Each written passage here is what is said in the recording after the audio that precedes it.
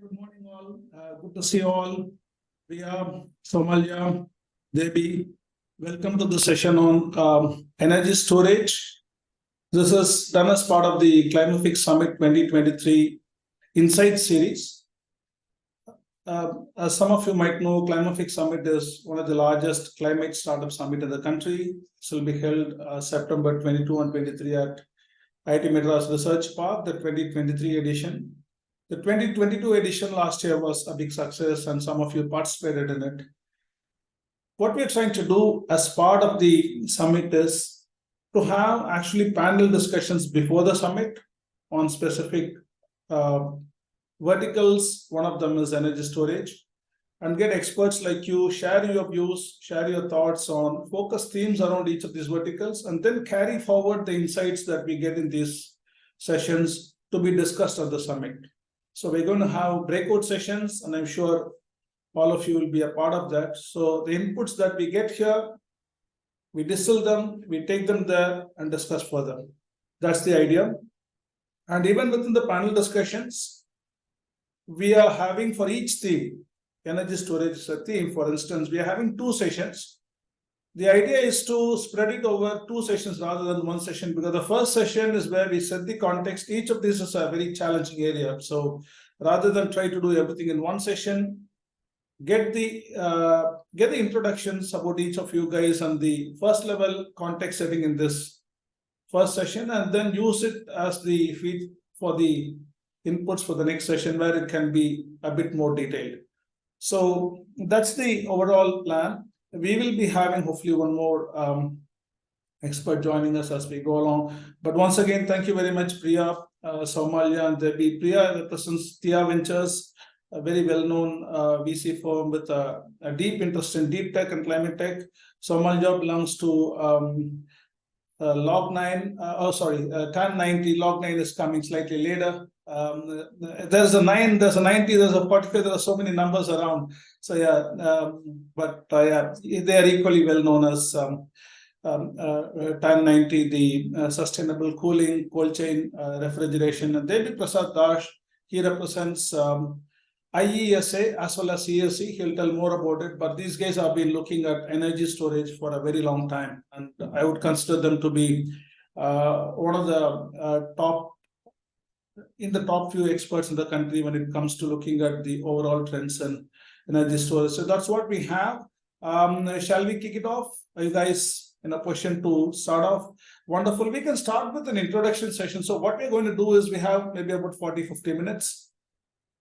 The introduction session is where each of you introduce yourself briefly, but not very modestly. You can provide a bit of introduction about your background as well, because I think each of you bring to the table something very valuable, and I would like the audience to know more about you as a person as well, and what your background has been, what you do right now, how you reached where you reached, and something about your company. What role is it playing overall, and specifically in the context of energy storage? For instance, for Somalia and Devi, energy storage is a core part of what you do. For Priya, it's one of the key verticals you invest in. So you guys can spend some time. So why don't we start off with, so this is the first part. Once this is over, maybe in about 20 minutes or so, we can have about 30 minutes where we look at the theme. And the theme for today is not just energy storage or batteries, but what is next in energy storage. So I look at it in the 3 ways. One is we have lithium ion, which is the today's mainstay. What are the next things in lithium ion? And then going beyond lithium ion, what is next in batteries? And going beyond batteries, what is next in energy storage? And that's why I think it's very interesting that we have also, folks from TAN90, because they are not about battery storage. They are about beyond batteries. Yeah. So there is much more than battery. There's much more than electricity. There is a thermal storage as well. So we have that as the theme. Emerging trends within lithium ion. Beyond lithium ion, what is there in batteries? Where probably Praneeth and Log9 can say a bit. I know they have been doing some research on metal air batteries and things like that. And going beyond batteries, what else is there in storage? Where thermal storage plays an important role. Maybe Somalia can say a bit about that from this side. That's what we have. So Praneeth, good morning, welcome. Can you hear me, Praneeth? He will eventually hear me, I'm sure. So why don't we start off with Priya? Why don't we start off with a quick introduction about yourself and also Tia? Sure. Thank you so much, Narsi, and thank you to everyone for having me here today. It's a pleasure to be here, and I remember participating in last year's energy storage panel in Climafix. So it's a nice sort of full circle coming back again this year.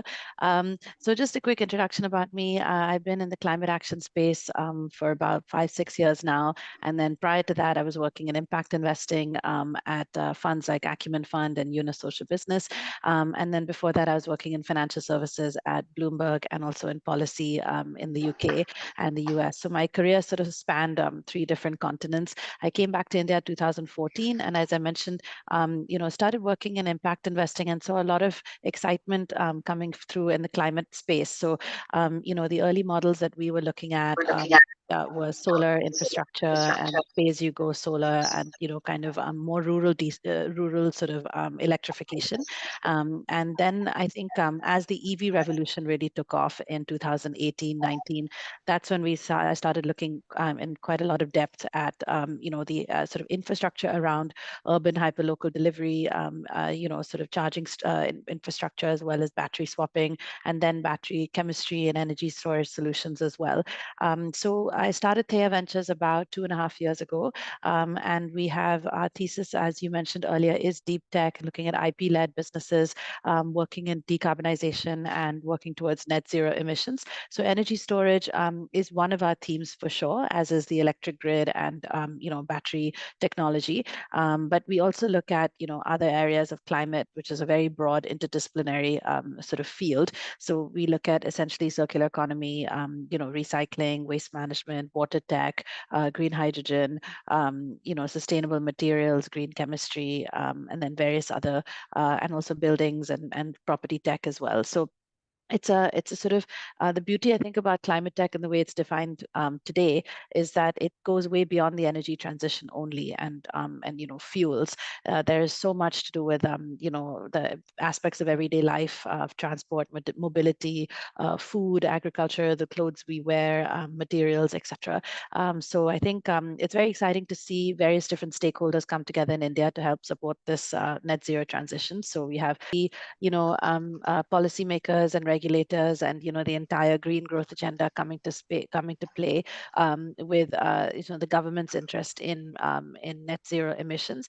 And then equally on the corporate side, in the industry side as well, we have a lot of large manufacturing industries as well as FMCG and services industries also making huge strides in adjusting to the net zero mandate and changing their supply chains, adjusting sort of circular usages of their various different products.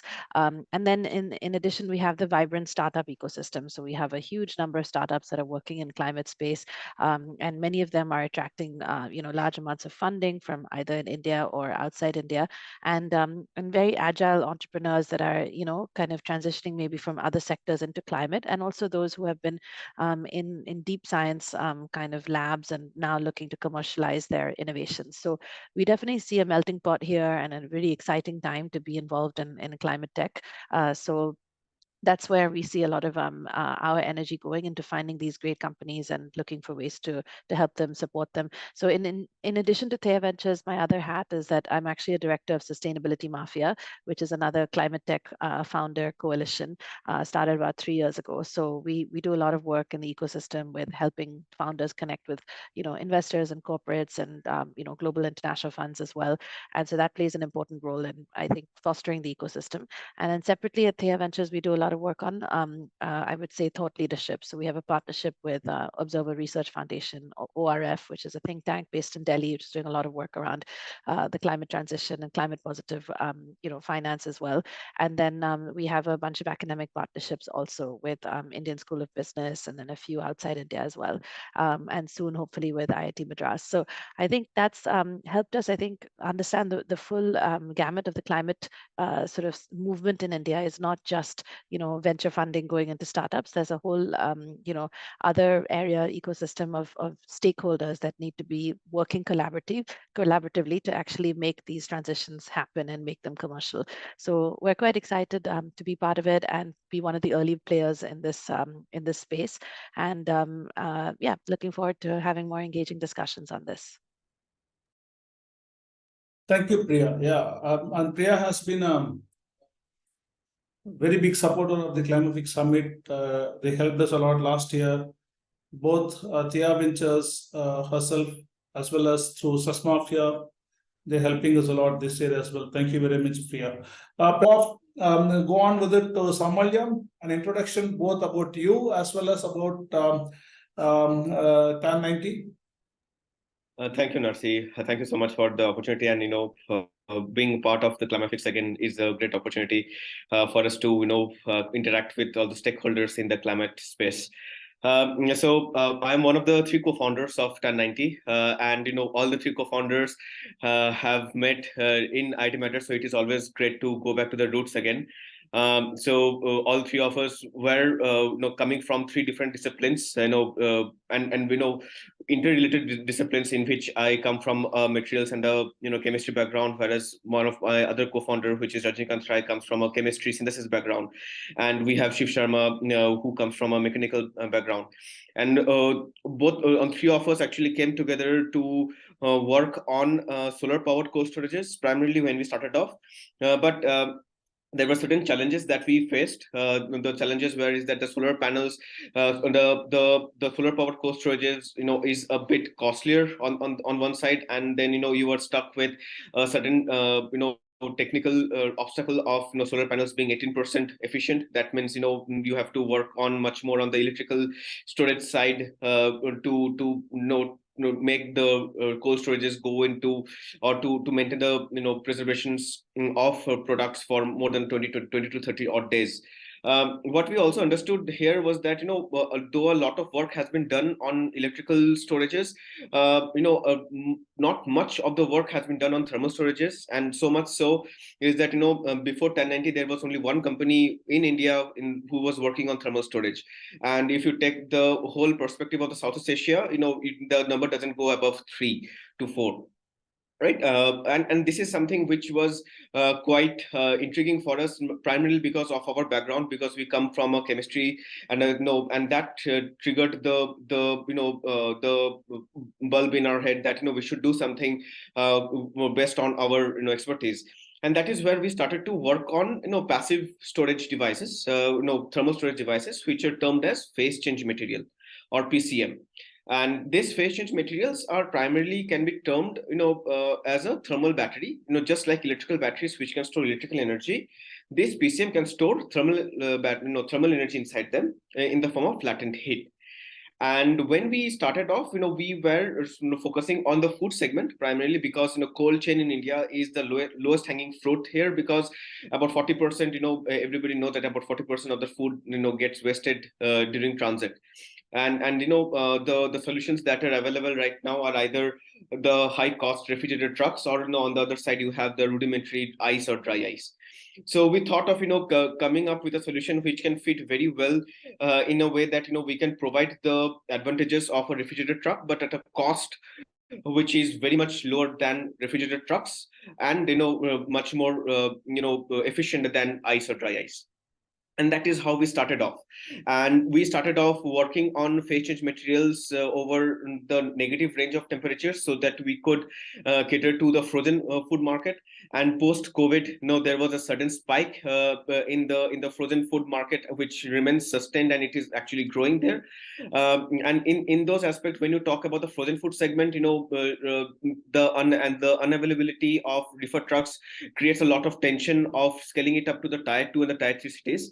And given this perspective into account, we try to embed our solutions into the supply chain. And right now we take care of the mid mile as well as the last mile movement of the major players to cater to the cold chain movement of the frozen food and the chill food movements from the warehouse to the dark stores, or from the warehouse to the endpoints. So that is how we started. But what we also understood here is that PCM or phase change materials by itself is actually a platform technology, and you can actually apply them into various gambits of your life, and it is not limited to cold chain. And that is where we started to position our company as a thermal management company. And today, 1090 is actually a thermal management company which provides energy efficient thermal management to businesses. And that is not limited to food chain, but right now we are getting or applying our phase change materials to different other verticals like battery thermal management, space cooling, HVAC cooling, data center cooling. And given the fact that today, two of the major, or the rocket heads or the double engine games are basically the electric vehicles, and on the other hand, you have the generative AI, ChatGPT. And in both these things, at the end, at the back end, there is a certain element that goes unnoticed, which is thermal management of both of them. And when you talk about ChatGPT, there was a report that came out that ChatGPT consumes about 1 billion liters of water every day just to operate, and that's because of to maintain the temperature of the servers. And what we have seen is that what we have also right now coming into is that we can use our phase change materials to reduce that thermal load of operation of the data centers, and reduce the operational costs of data center, or the cooling costs of the data centers from about 40% to at least about 25 to 30%. And that can have a direct impact on the sustainability point of view as well. On the battery cooling side, we are looking into options in which we can integrate phase change materials into battery packs, so that we can reduce the thermal runaways in the batteries. So all in all, what we are seeing is that thermal management by itself is the dark horse here, in which there is a lot of work that can be done, and the applications that you can really get into. And as a matter of fact, the world is not getting cooler by the day; it is getting hotter and hotter. So the need for thermal engineering, the need for thermal management solutions is one of the major requirements if you come down here. And even if you install air conditioners in your home, but you are making the planet much more hotter on that side. So it is much important. It's very important today for startups or budding entrepreneurs to focus on this segment. This is because this is a segment which doesn't have a slowdown or a recession per se, because even if there is a lockdown, people will have to keep themselves cool, or people have to consume food. And when you have to talk about these two primary perspective, the need for thermal management for the transit of food doesn't go away anywhere. So that's what.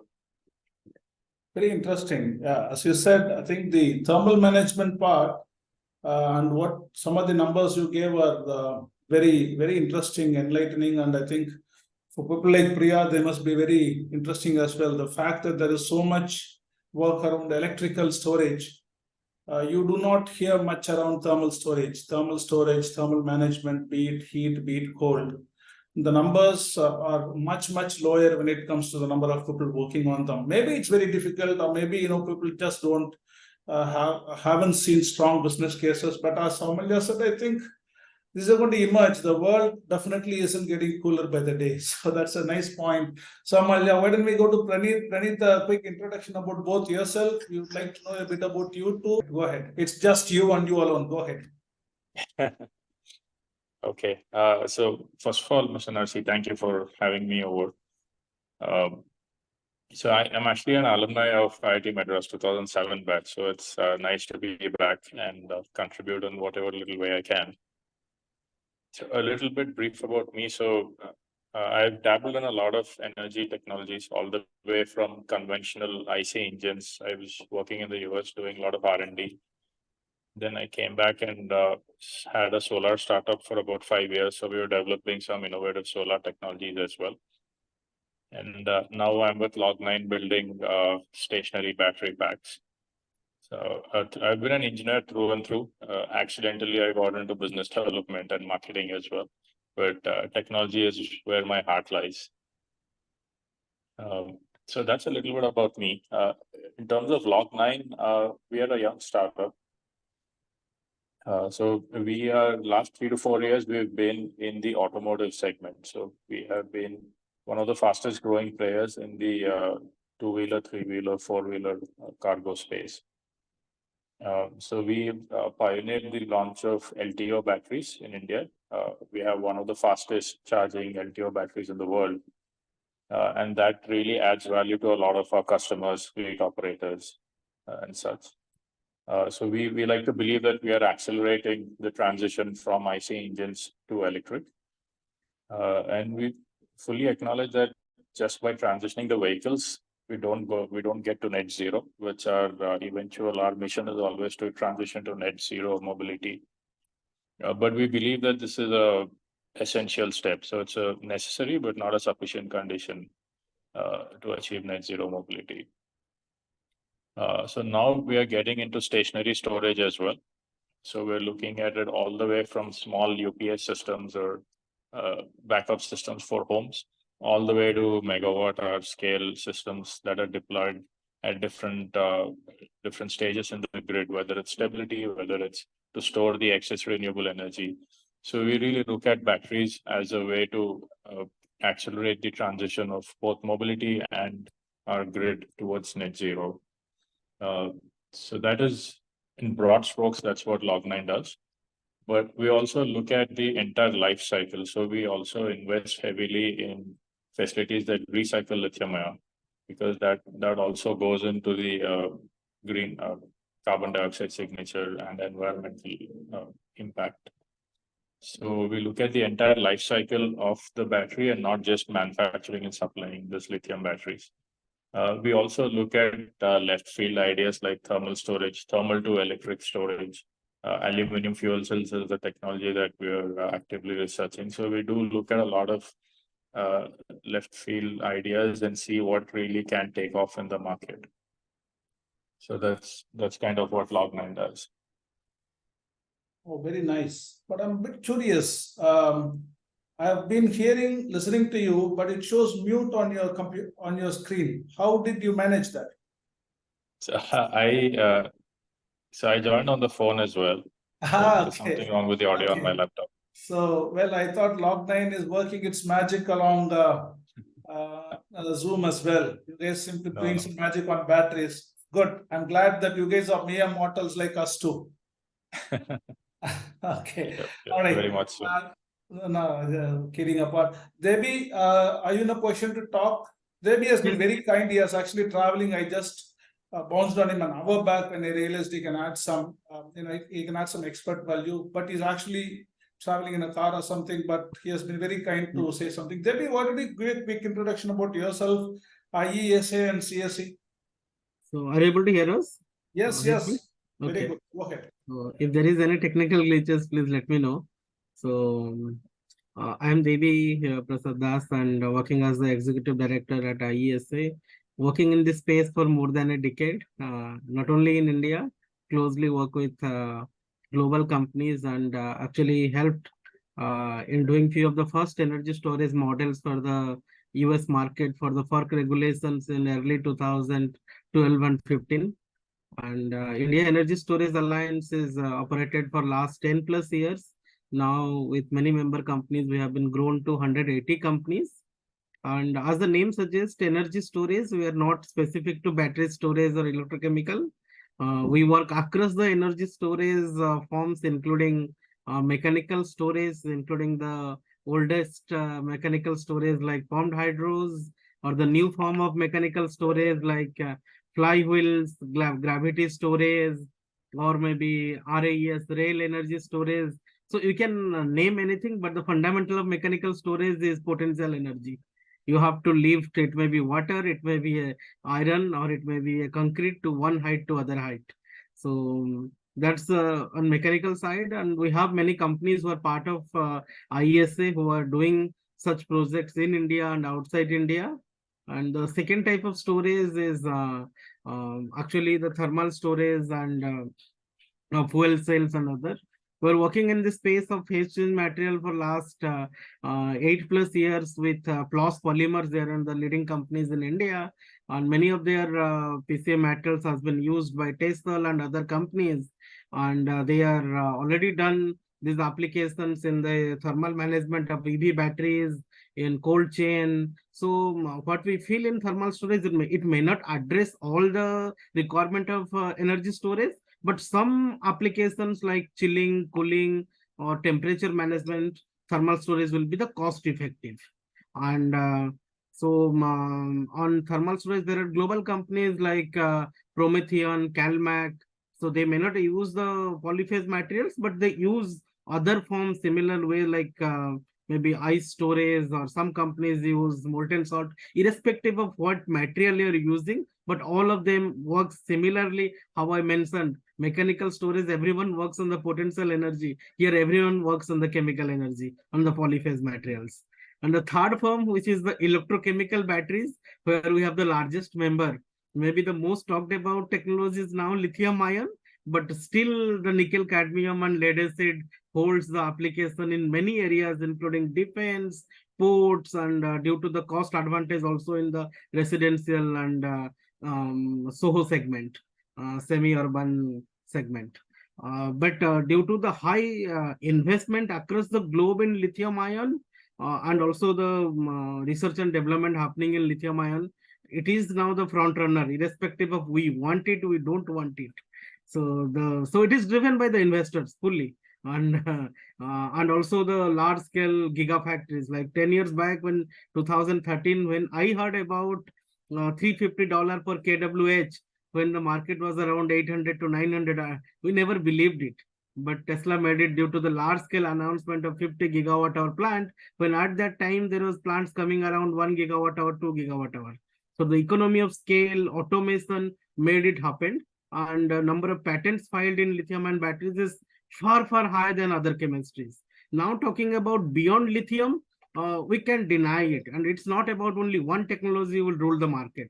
Definitely other form of technologies will have their sweet pie, like for long duration applications, or maybe for other applications, technologies like sodium ion, zinc based batteries, vanadium redox batteries, metal air batteries, they will have their pie. It may be the smaller than lithium ion, but they will have their applications. What we understand, including all three segments, like power electronics, and also for the power electronics and consumer electronics, and the stationary storage for renewable and grid, and third one is mobility. There was around 26 to 27 application areas. Out of that, whichever the technology will have a better commercial case, they will rule the market.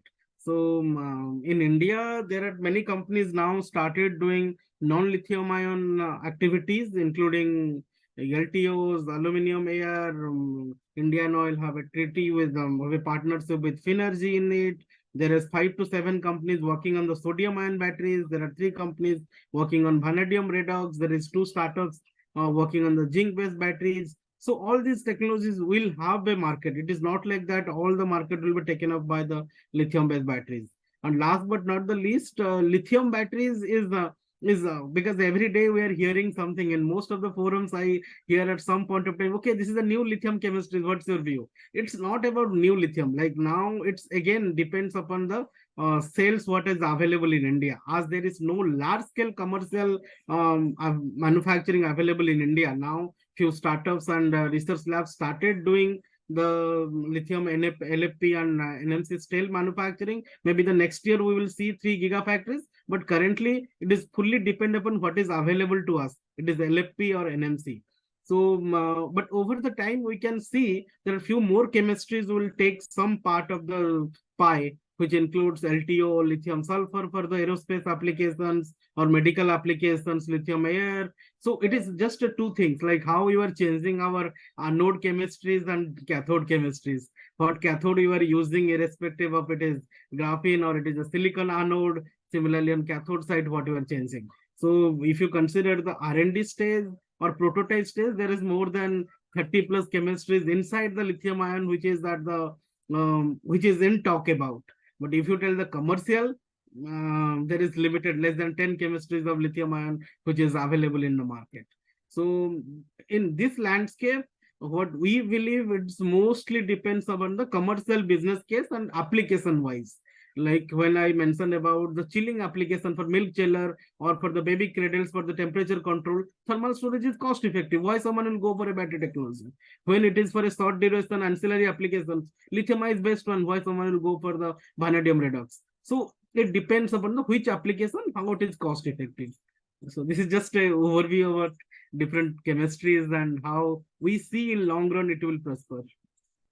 Oh, thank you, Devi. I think you, in fact, did a great job of not just introducing yourself, and also continued with the to the next stage, which is actually in a way, since you are the last person to introduce himself, it is nice that you could also throw some light on where you see emerging trends that was supposed to be the next stage of the discussion. It was wonderful. Yeah, I mean, I noted down quite a few points. I agree. You see, we had, in fact, we had done a lot of work.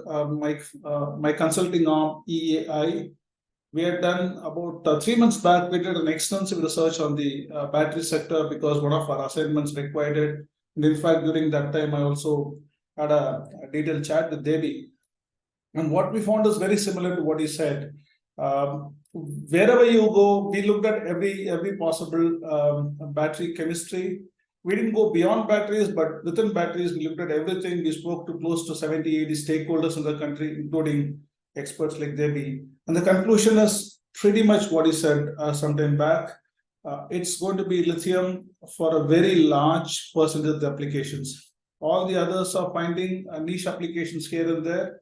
Lithium, and within lithium, as he said, there are so many different variants we saw, but we just finally found that it's going to be just 5 or 6 which are going to be mainstay for the next maybe anywhere between 3 to 5 years at least, or probably until 2030. That's what we see from the battery part of it. All the other things sound exciting, be it solid state, be it sodium ion, be it sodium sulfur, or be it even metal air.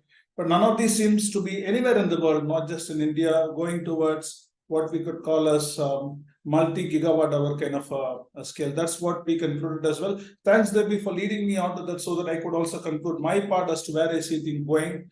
We are not done much work from EAI side much on the thermal part. Maybe, Somalia, I will come back to you. You had already shared some insights in your introduction. Why don't I ask Priya and Praneeth from their sides, specifically where they see, especially Priya as an investor. I know batteries is only one of your areas, or storage is only one of the areas. Where do you see as an investor? Are you guys looking at the whole spectrum and saying, look, we will be willing to take a few calls outside lithium, or are you saying, look, at the end of the day, what we want to do is a product that can be commercialized, and we see this only broadly within lithium? What are your thoughts on that? Yeah, great. Thanks a lot for the questions. And it was really nice to hear everyone else's perspective. I hope you can hear me okay, Narsi? Yes. Yeah. Yes.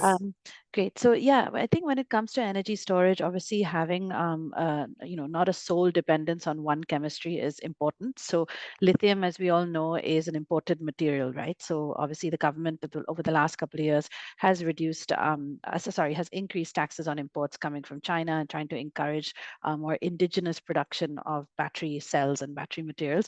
And also there's a big movement towards recycling lithium ion batteries. So in fact, we've actually invested in a company called Metastable Materials, which works with rare earth materials. So essentially taking sort of old electronic waste and old batteries and essentially using carbothermal technology to extract these rare earth materials and then repurpose them for battery manufacturers, etc. So that's, I think, a big area of sort of development here in India, where you can actually have a circular loop and not be so dependent on imports. That's one.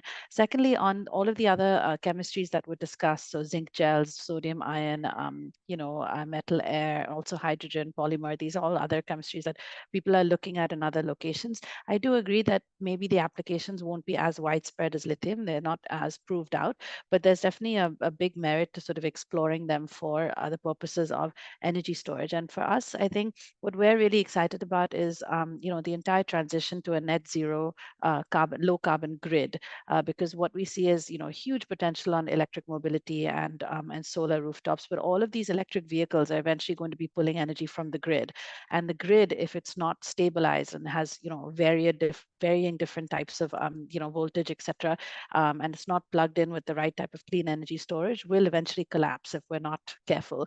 So our main purpose of investing in energy storage, and we've got a few investments in this space. So we have Sheru, which is a company which is working in the battery energy, essentially vehicle to grid technology. So basically using the battery assets that they've accumulated over their battery swapping infrastructure to basically plug that as cloud energy storage into grid companies and help them with analytics.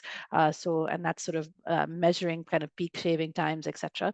And then we also have invested in Edge Grid, which is a virtual power plant company. So essentially what they're trying to do is to work with industrial and I would say residential, industrial, and commercial consumers in buildings to essentially help them regulate their energy usage of various different appliances, and then use that data over a data stack to eventually allow discoms to basically reduce their wastage to a particular area in an urban area, in a city, etc. And the idea is to build up that data stack so that different consumers can essentially trade energy credits with each other. And I think all of those innovations are very important, I think, for the future of the stability of the grid, because I think, while we can look towards, future energy storage like flywheel, supercapacitors, green hydrogen, they're all in early stages of development. We do think batteries really are the core of energy storage. They represent a huge number of benefits to the grid, and the single battery can provide several services over its life. So, for example, shifting peak electricity consumption from a time when distribution or transmission is congested to when the time that capacity is available. So I think that is something that we feel that moving centralized energy storage and what we currently have, like from very coal heavy sort of diesel backup generators, etc., which are obviously full of very polluting, to basically decentralize energy storage across various parts of the grid. That's a huge opportunity, and so we think I would say combining that with basically software and analytics and cloud technology. So the hardware with the software layer is somewhere where we're quite excited about looking at. So that's our view on that front. Interesting. So if I understand you very well, while yes, other storage avenues outside batteries might become more relevant, you see most of the benefits, especially to the grid, being provided by batteries for quite some time to come. And within that, you guys are looking at batteries not just as batteries, but batteries that are more smart and batteries that can connect with the rest of the ecosystem, so that both it can be used as a shared resource as well as it can provide shared services. And that's where digital, I think, is going to play a big role in whatever you guys are going to do. Interesting. Praneeth, so, you guys are famous, that much I know for sure. Lockman has been in the news for a long time for many good things you guys are doing. And for a long time, I think you guys were also known for things beyond lithium ion, right? The aluminum air, aluminum fuel cell, and I'm sure you guys are. You yourself mentioned you were working on a few other chemistries as well emerging. But what is your broad take? I mean, where do you see? Do you broadly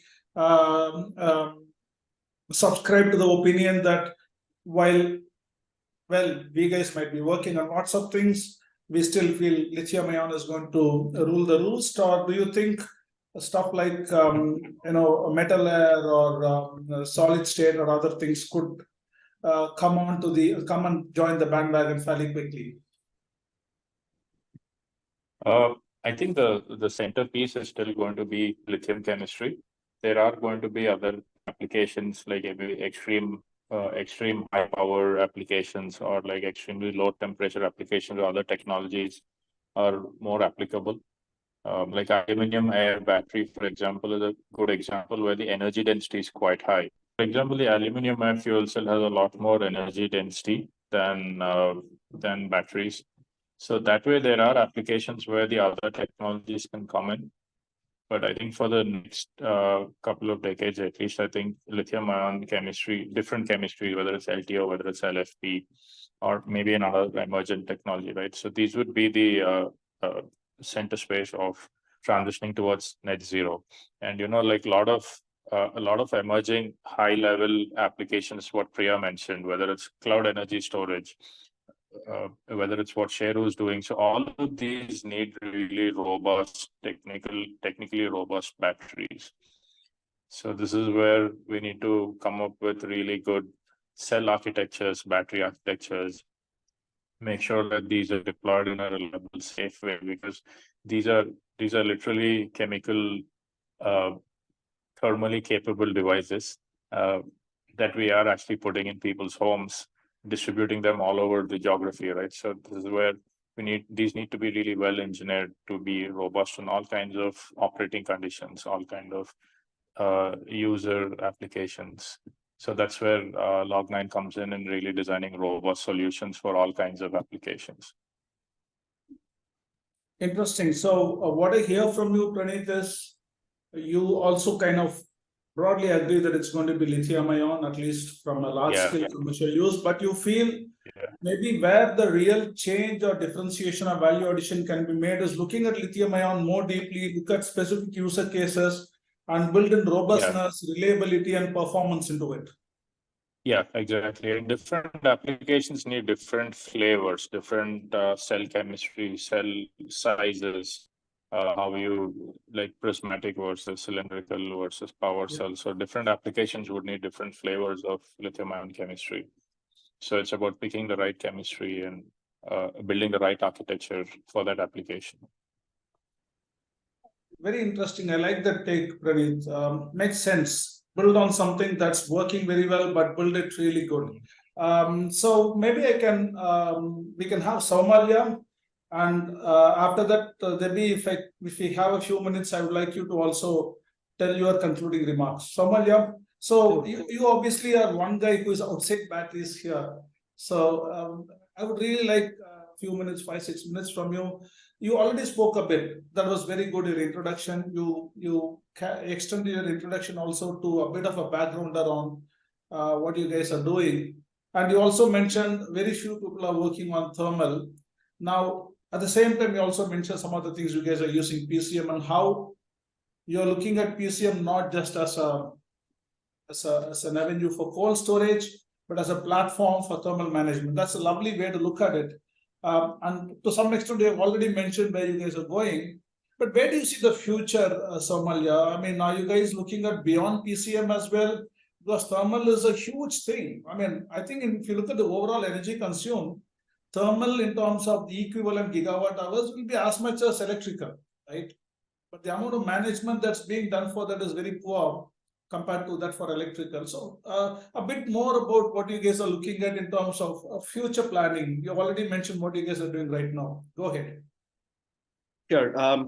See, I mean, what we believe is that, hardware products are the core, right? But, there has to be a way in which you have to take the hardware products to the clients or to the end users so that they can use it. Just having the product at hand doesn't necessarily mean that the end user will be able to use it.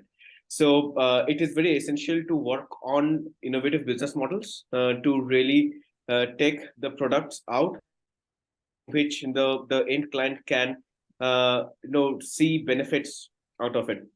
And what we are also working on this front here is that, is there a way in which we can, as you told, thermal management by itself is a huge space. And we are focusing on a certain verticals.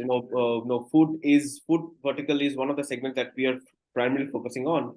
But what we are also looking into aspects here is that, is there a way to give something back to the clients as well, in a way that they don't only use our product, but is there a way for them to get some advantages from using the products? And just a small hint about this is that we are trying to work on if we can manage and track the carbon credits, if we can manage and track the emissions that we are trying to discount on, and if we can do those carbon credits, even though the carbon credit policies, there is still a lot of way to go ahead in India.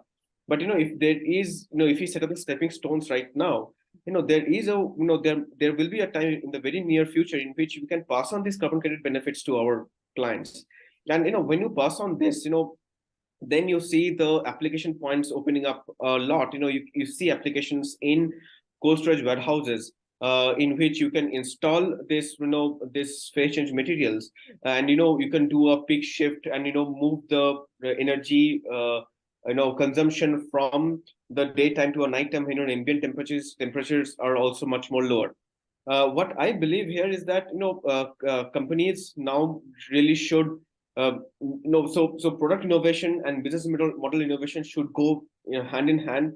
And what on this front, this is something that we are trying to work out predominantly, or with a large amount of focus, in which we are telling people, or we are helping customers to transport their products by railways.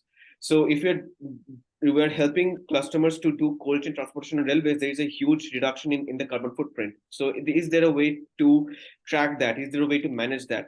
And if we can do that, we can really look into creating much more dent in this space.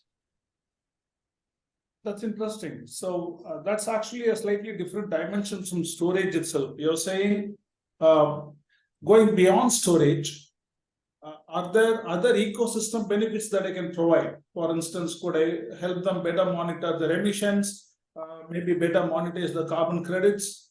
Well, it's not storage per se, that could enhance the value of your overall solution, thereby maybe enhancing the amount of storage that's getting done. Very interesting.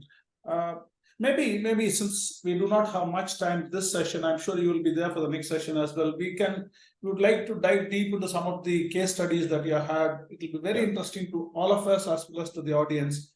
But it's interesting, yeah. I think your idea of looking at it at a different dimension altogether. So two things you mentioned, in fact, Somalia, which are very interesting to me. I had not really known about these before you spoke. One was how you look at PCM as a platform solution for thermal management and not just for cold storage or cold chain.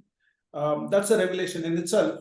And secondly, how you're looking at you guys not just as a thermal storage provider, but as a thermal management and overall a low carbon thermal solution provider, where you can go beyond just storage, look at how they can become low carbon, maybe net zero as they go along. So help them along the entire journey. Very interesting. So I think we are done with most of you guys except Debbie. So Debbie, I mean, it'll be good. You heard everybody. You already mentioned quite a lot about your own thoughts in the very beginning. Right now we have maybe 2-3 minutes. What are your concluding remarks, Debbie? How would you think the whole thing is? So we heard that lithium-ion is still going to be the mainstay, even though there are other streaks that are opening up here and there. They may have some niche applications. We heard how it's, as a result, very good idea to focus on lithium-ion and build performance, reliability, safety into it, more and more of it. And from Thea also, we heard how they are looking at not just batteries as batteries, but batteries as a core around which digital can be applied, it can be shared, so that the benefits can be there for not just distributed alone, but also for the grid. And finally, from Somalia, who looked at thermal in a very different, interesting way, going beyond just cold storage to thermal management, and going beyond thermal management to being an enabler of low carbon thermal. What are your final takes, Debbie? I know it's a very wide area, but some 3-4 bullet points to conclude. Debbie, can you hear me? Yes. Go ahead. So there are a few things. So first things, which is not in our control, but we can suggest to the government, irrespective of India or it is any government, please be technology agnostic. For any projects, tenders, or any policies you are creating, make it technology agnostic, and don't mention it is pumped hydro or battery storage or thermal storage. It may be good to listen for one sector of people, so technology, but it is not really help the industry to grow. Let the commercials drive the market. That's the best way. And the second one, for the industries, it will be always multiple chemistries in this world. We will never expect like this will be only one chemistry will rule. That's the we all have to understand. whenever we are investing in one technology, also let not be ambitious in that technology will solve all the world's problem. Let's focus the sweet spot. Like if it is a technology like this, which is not present in today, like sodium ion, they have some applications where they're good. Let's focus on that application only. And that's a huge market. So first you selected your technology. If it is vanadium redox, it's good for a 6 to 12 hour application. Just focus on solar shifting, or you focus on the long duration peak management in the evening from 6 to 8 in the evening. So just focus on that application areas. That's a huge market. Next step to be successful, what lithium ion did, follow the same. Large scale investment, make it automated. If you're planning to be a successful company, irrespective of India or across the globe, your plant size need to be minimum 6 to 8 gigawatt hour, current competitive plant size. If you are planning for a 1 gigawatt hour, half a gigawatt hour, if you're doing at pilot scale, fine, but scale up rapidly, go for automation. Also investment in the R&D, which is exactly not in the hand of an industry, single industry. It should be the industry collaboration. Like there is good example of CBI, Consortium of Battery Innovations, or today I was checking over Europe. There is a Illumite, there is a lithium consortium who are working on the R&D. India need also the similar. Like R&D is not only limited to the IITs or Center of Excellences, or maybe the MIT or CSR labs. The industries need to be collaborate in the R&D, where India was lagging. Last 6 months, I saw 3 R&D labs or innovation labs has been inaugurated by 3 organizations. But if these 3 organizations could have been combined and put this investment, we could have the largest investment in the innovation, so that we can leapfrog the current. So these are the 4 or 5 things in the energy storage what we as an industry need to address. The market is huge. Like what we see in India, next 5 to 6 years, we are expecting 14 to 18 gigafactories, not only lithium ion, for other technology including. Also see around 600 gigawatt hour annual market opportunity for all 3 segments: EVs, stationary, power electronics, and consumer electronics. So market is huge. You just find the sweet spot, and let's, as the industry, we should collaborate and work. That will help. Thank you very much, Debbie. Wonderful stuff. I mean, one is being technology agnostic. Secondly, I appreciate there are different chemistries. Thirdly, large-scale investments required on key chemistries or key technologies. And last point, collaboration for R&D. I think these are some of the key points you mentioned. Thank you very much, Debbie. Thank you, one and all. Wonderful having all of you here. We are going to meet again, that's for sure. You can be sure that I'm going to pounce on each of you and grab you for the next session within the next 2 weeks. Until then, thank you very much having all of you here. Bye-bye. Thank you. Thank you, Narsi. Thanks, everyone. Bye.